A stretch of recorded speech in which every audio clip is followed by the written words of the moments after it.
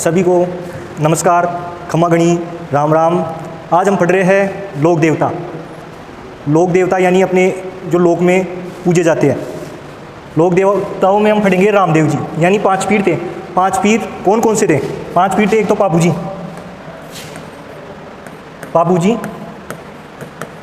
हड़बू जी, एक रामदेव जी खुद थे, एक थे मेहा जी मांगलिया,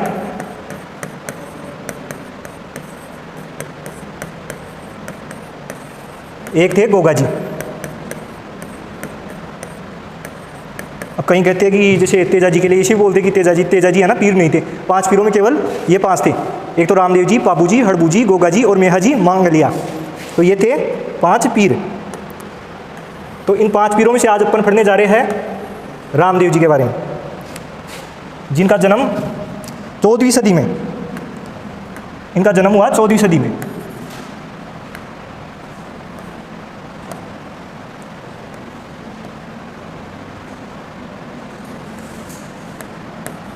चौदहवीं सदी में ऊंडू कश्मीर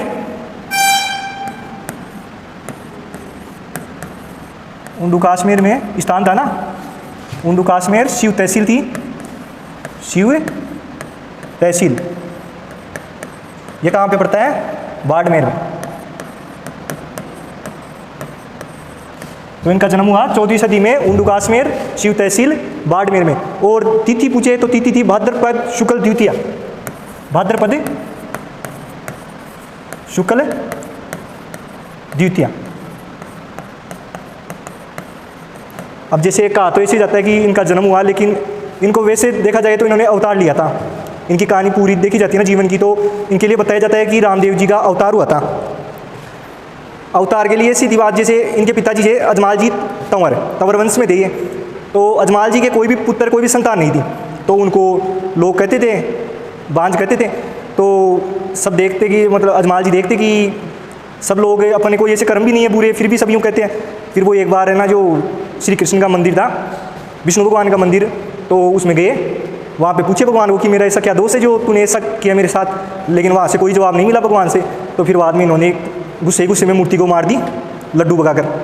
अब वो लड्डू को फेंक कर जैसे मारे, तो मूर्ति के मारने के बाद में वो गुस्सा खा के जाने लगते हैं। तो एक पुजारी रहता है, वो पुजारी कहता है कि आप है ना द्वारिका के पास जो समुद्र है ना, उसमें जाओ, वहाँ पे आपको मिलेंगे भगवान। तो फिर बाद में वो सोचते हैं कि यार वहाँ पे कहाँ पे मिलेंगे। तो वो जाके समुद्र के पास खड़े हो जाते हैं, लेकिन फिर भी भगवान को बुलाते हैं, भगवान नहीं आते हैं। तो वो हार थक के और कूदने लगते हैं, समुद्र के अंदर कूद जाते हैं। अंदर जाने के बाद में उन्हें विष्णु भगवान मिलते हैं, और विष्णु भगवान है ना, उनको वरदान देते हैं कि आपके पहला पुत्र तो वीरमदेव होगा, जो बड़ा भाई था ना रामदेव जी का वो, और दूसरा पुत्र मैं खुद बन के अवतार और आपके घर आऊँगा। तो फिर बाद में इस प्रकार है ना रामदेव जी ने अवतार लिया था।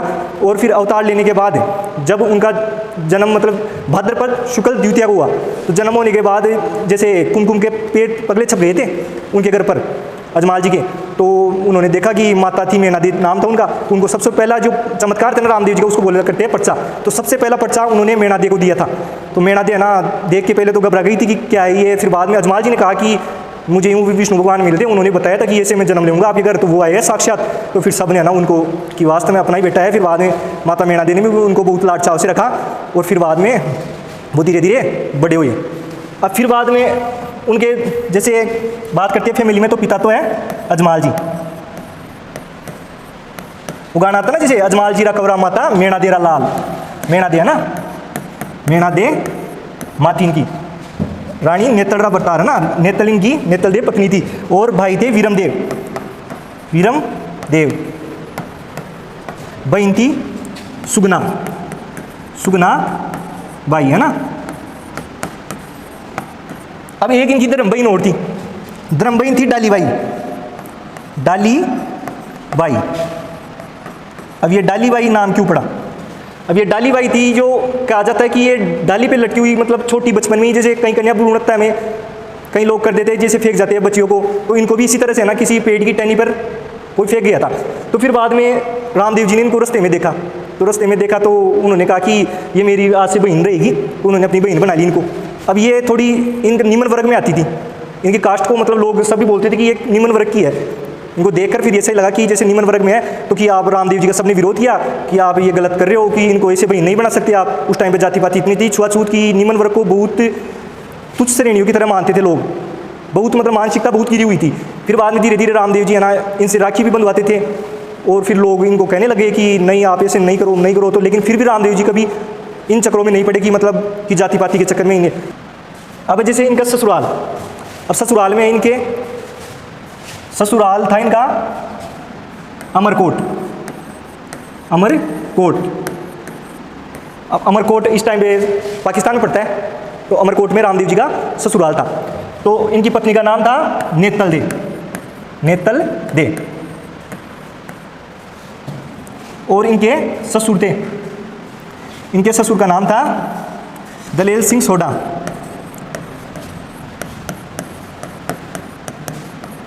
दलेल सिंह सोडा।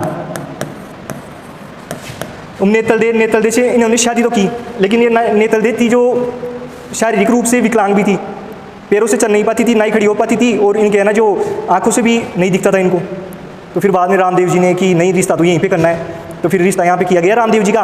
तो फिर इन्होंने एक और चमत्कार दिखाया कि इनको है ना अंगुली पकड़ के और फिर बाद में उठाया और बिल्कुल वो खड़ी हो गई जो विकलांग थी, और बिल्कुल इनको आंखों से दिखने लग गया। तो सबने माना कि वास्तव में, इसलिए कहते हैं कि जैसे पंगड़ियाँ न पाए दे आंधड़ियाँ न आँख दे, है ना, तो रामदेव जी के लिए कहा जाता है। और फिर इसके बाद देखते हैं उपनाम, रामदेव जी के उपनाम कहते हैं। एक तो इनको कहा जाता है रामसा पीर, रामसा पीर। एक रूणी चेहरा धनी, रूणी चेहरा धनी। और कहा जाता है इनको कृष्ण का अवतार,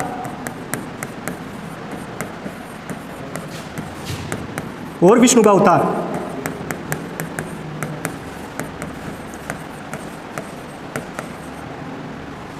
जैसे विष्णु का अवतार देवनारायण जी को भी कहते हैं, और इनको भी विष्णु का अवतार कहा जाता है। और इनको कहा जाता है पीरों के पीर, पीरों के पीर। अब पीरों के पीर इन पीरों के लिए नहीं कि जैसे ये 5 पीर है तो इन 5 पीरों में से नहीं। इनकी ये कहानी थी कि एक बार मक्का मदीना से 5 पीर आए हुए थे, तो उन्होंने इनके बहुत चर्चे सुने थे कि रामदेव जी से चमत्कार दिखाते हैं कि जैसे जन्म भी लिया तो उफनते हुए दूध को मतलब खुद ही जादू से ही कर दिया सही, और कोडियों को है ना मतलब बिल्कुल सही कर रहा है, ये बहुत चमत्कारी आदमी है। तो वो सुन के कि ऐसा तो हो ही नहीं सकता, तो 5 पीर आए इनको परखने। 5 आए तो रामदेव जी के पास आए और बोले कि हमें भोजन खिलाओ। तो रामदेव जी बोले कि भोजन तुम खिला देंगे। बनवाया भोजन, अब भोजन बनवाया और फिर बाद में 5 पीर की बैठो जीमो। अब वो जीमने के लिए जैसे ही बैठे और 5 पीरों ने कहा कि हम तो हमारे कटोरे है ना जो मक्का मदीना में भूल के आ गए, वो मक्का मदीना से आए थे, तो कि हम तो मक्का मदीना में भूल के आ गए, हम तो उन बर्तनों के अलावा कहीं पे नहीं खाना खाते। तो फिर बाद में रामदेव जी ने ना कि आँख बंद कर लो, और उन्होंने अपनी बुझाई पसारी, तो बुझाई पसारती मतलब हवा में उड़ गए, वो कटोरे आके उनके सामने आ गए। तो फिर बाद में पीरों ने देखे उन चमत्कार को उसको, तो पीरों ने कहा कि आप हम तो पीर है लेकिन आप पीरों के भी पीर हो। फिर बाद में इस प्रकार रामदेव जी को पीरों के पीर कहा गया। और इनके गुरु थे बालीनाथ जी, बालीनाथ जी। अब ये गुरु क्यों बने? इन्होंने मतलब एक बार एक भैरव राक्षस था, भैरव राक्षस। तो बचपन में है ना रामदेव जी एक बार गेंद खेल रहे थे, जैसे श्री कृष्ण एक बार गेंद खेलते खेलते समुद्र में गेंद को फेंक देते हैं ना, और फिर कालिया सरफ का के ऊपर डांस करते नाचते हैं, उसी प्रकार है ना रामदेव जी ने एक बार गेंद खेलते खेलते गेंद को एक राक्षस की गुफा की तरफ फेंक दिया। अब वो राक्षस से सब बच्चे डरे। फिर बाद में रामदेव जी को बोले कि आप ही जाओ लेके आओ। अब वो जैसे गेंद लेने गए और वो राक्षस उनके पीछे पड़ गया। उनके पीछे पड़ते ही रामदेव जी भगने लगे। तो भगने लगे फिर बाद में ये बालीनाथ जी की जो कुटिया थी वहाँ पर चले गए। वहाँ पर जाके बालीनाथ जी को बताया, तो बालीनाथ जी ने कहा कि तू मेरे पास ये है कुटिया, इस कुटिया में छुप जा। कुटिया में एक गुदड़ी पड़ी थी, उसके अंदर छुपा दिया रामदेव जी को। रामदेव जी छुपते ही है ना जो फिर बाद में वो राक्षस आ गया। राक्षस आते ही बालीनाथ जी ने कहा कि तू मेरे को खा ले, उस बच्चे को मत खा। फिर नहीं कि खाऊंगा तो उस बच्चे को ही खाऊंगा। तो फिर जाके उस गुदड़ी को खींचने लगा वो राक्षस। अब वो गुदड़ी लंबी बढ़ती जाए खूब, मतलब उसमें भी चमत्कार देखे वो भावुक रह गया बिल्कुल। फिर बाद में रामदेव जी ने उस पर प्रहार किया और उसको वहीं पर दफन कर दिया ज़मीन में। तो फिर इस प्रकार भैरव राक्षस का वध करके फिर इनको गुरु बना लिया। इनको गुरु बना के फिर इन्होंने कहा कि आपकी कोई समस्या हो तो वैसे बताओ। तो फिर समस्या इन्होंने बताई कि यहाँ पे पानी की समस्या है। तो पानी की समस्या के लिए इन्होंने ऐसे कहा कि बिल्कुल अपने जादू से है ना एक बावड़ी बना दी, पर्चा बावड़ी जिसको कहते हैं ना, जो रामदेवरा में है ना उसको पर्चा बावड़ी कहते हैं। पर्चा बावड़ी उन्होंने जादू से बना दी और फिर बाद में वो बिल्कुल देख के कि वाकई में आप शक्तिशाली हो। लेकिन बालीनाथ जी ने ना अपने प्राणों के लिए कह दिया था कि चाहे तुम मेरे को खा ले लेकिन इनको मत खा, इसलिए इन्होंने ना इनको गुरु बना लिया था बालीनाथ जी को। और फिर बाद में इनका घोड़ा था, अब घोड़ा का नाम था लीला। लीला या नीला। अब ये नीला या लीला, अब नीला रंग का घोड़ा हो सकता है कि अपन सोचे भी तो हो सकता है या नहीं हो सकता, लेकिन ये लीला या नीला मतलब कलर हो गया, एक तरह से चमकता हुआ हरा कलर है ना, उसको कहते हैं। अब ये चमकता हुआ हरा कलर का भी घोड़ा तो हो नहीं सकता, लेकिन वो घोड़ा इसलिए था कि इन्होंने ना एक बार बचपन में है ना, कि बचपन में अपनी माँ को बोले कि मुझे है ना कि घोड़ा चाहिए एक, तो फिर बाद में जिद करके बैठ जाते हैं। अब माता कहती है कि अब घोड़ा कहाँ से मंगूँ, तो फिर कि नहीं मेरे को तो बनवा के ला के दो, कहीं से बनवा के ला के दो। तो फिर बाद में रामदेव जी के लिए एक दर्जी को बुलाया जाता है, दर्जी का नाम था रूपा दर्जी है ना, तो उस दर्जी को बुलाया जाता है। फिर वो दर्जी आता है और कि इनके लिए घोड़ा बना के लाओ, एक तो वीरमदेव के लिए बना लो, एक रामदेव के लिए बना लो। तो वो कलर था ना कपड़े का, वो लीला था, इसलिए वो लीला घोड़ा है ना, इसलिए उसको लीला घोड़ा कहा जाता है। फिर बाद में वो घोड़ा जैसे ही ला के दिया ना दर्जी ने, अब ये दर्जी के घोड़े पे बैठ गए, और वो नकली घोड़ा था लेकिन उसको भी उड़ा के आकाश में ले गए। तो फिर बाद में सब भ्रमित हो गए कि यार ये क्या हुआ। फिर अजमाल जी ने ना रूपा दर्जी को कि अब जेल में डाल दिया कि यहाँ पे तो है ना जैसे कुछ ना इसने कोई ना कोई जादू टोना किया है, तो जिससे है ना मेरा बेटे को ये घोड़ा लेके उड़ गया। फिर रामदेव जी वापस आ गए नीचे, तो फिर सब अचंभित हो गए। फिर बाद में रूपा दर्जी को फिर से छोड़ दिया गया। इस प्रकार ना रूपा दर्जी ने इनका घोड़ा बनाया था ना। फिर इनका बड़ा घोड़ा था ना, उसका भी नाम ना ये लीला ही रख लिया है ना, रख लिया ये लीला नाम से। अब इनकी समाधि इन्होंने एकमात्र ऐसे लोग देवता है जिन्होंने जीवित समाधि ली थी। जैसे एकमात्र ही कवि या लेखक है ना, देवता कौन थे ऐसे लोग देवता, तो वो कौन है, रामदेव जी जिन्होंने 24 वाणियां नामक ग्रंथ की रचना की। 24 वाणियां, कोई पूछे कि रामदेव जी का ग्रंथ कौन सा था, तो 24 वाणियां नामक ग्रंथ की रचना की थी इन्होंने, रामदेव जी ने, है ना। और समाधि, तो इन्होंने समाधि ली भाद्रपद शुक्ल द्वितीया को इनका जन्म था। भाद्रपद शुक्ल एकादशी को 33 साल की उम्र थी, लगभग 33 से 34 है ना, तो 33 साल की उम्र में इन्होंने भाद्रपद शुक्ल एकादशी को समाधि ली। भाद्रपद शुक्ल एकादशी को रामदेव जी ने जीवित समाधि ली। तो एकमात्र केवल लेखक और एकमात्र जीवित समाधि लेने वाले लोग देवता तो कौन है, रामदेव जी है। और इन्हीं से जस्ट पहले भाद्रपद की शुक्ल, अरे जैसे अपन राजस्थान में चांदनी बोलते हैं ना, शुक्ल वो, और वैसे बोला जाए तो सुदी है ना, तो भाद्रपद की शुक्ल में, भाद्रपद शुक्ल दशमी को इनकी धर्म की बहन डालीबाई ने समाधि ली थी, है ना। तो ये भी पूछा जा सकता है, जीवित समाधि इन्होंने ली थी डालीबाई ने। ये इनकी शिष्या भी थी, सिस्टर तो थी, शिष्या भी थी इनकी, इन्हीं से शिक्षा ग्रहण की थी। अब इनका मंदिर है रूणेचा है ना। अब रूणेचा का नाम क्या है, रामदेवरा, इसे अब रामदेवरा कहते हैं। और रामदेवरा कहाँ पर है, तो जैसलमेर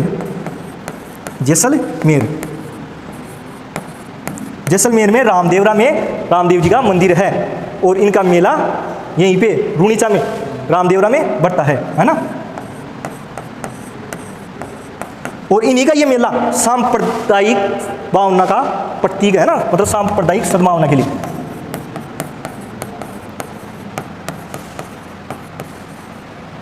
सद्भावना का मेला है ना।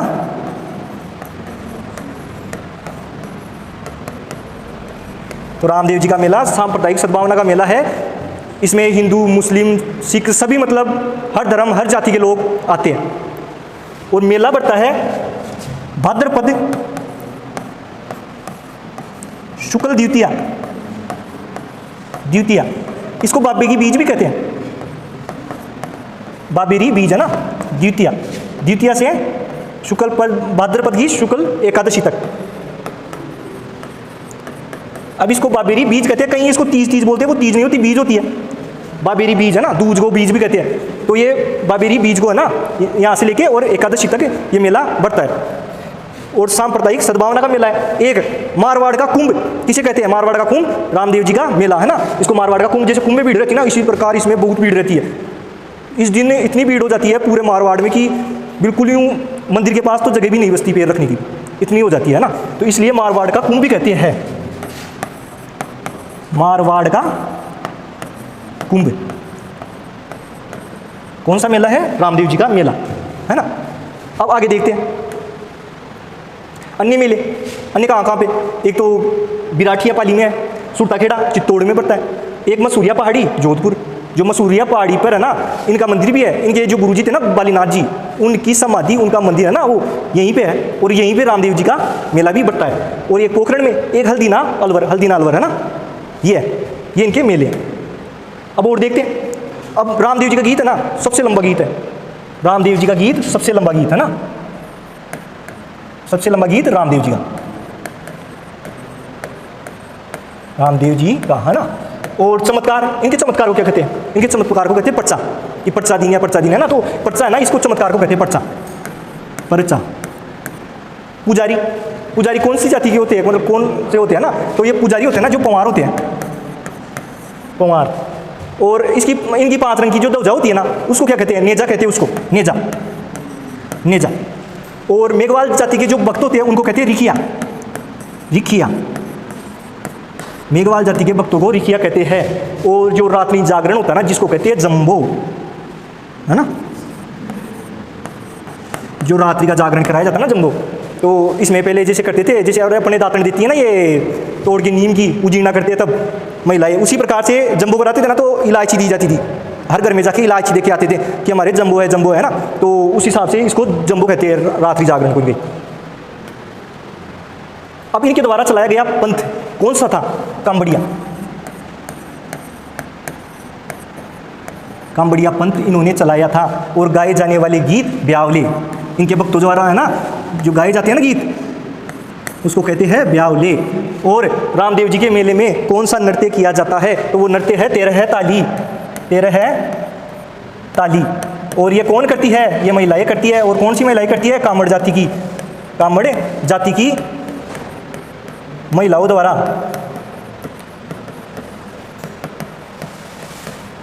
कामड़ जाति की महिलाओं द्वारा। अरे पैरों में हाथों में मंजीरी बांधती, दो तो हाथों में ले लेती है, दोनों कोनियों पर बांध लेती है। और 9 है ना पैरों, इस दाएं पैर के अंदर है ना, इस पे बांध लेती है। तो इसलिए 13 मंजीर हो जाते हैं पूरे, इसलिए इसको 13 ताली नृत्य कहते हैं। 13 ताली हो गया। अब रामदेव जी की जो कुलदेवी है, कुलदेवी पूछ ले कोई, कुलदेवी कौन थी? रामदेव जी की कुलदेवी, तो ये कौन थी? चिलाई माता, चिलाई माता। और रामदेव जी के मंदिर का निर्माण महाराजा गंगा सिंह, बीकानेर के शासक थे ना, महाराजा गंगा सिंह ने करवाया था। ये जो मंदिर है ना रामदेवरा में, इसका निर्माण किसने करवाया था? तो महाराजा गंगा सिंह ने, महाराजा गंगा सिंह ने।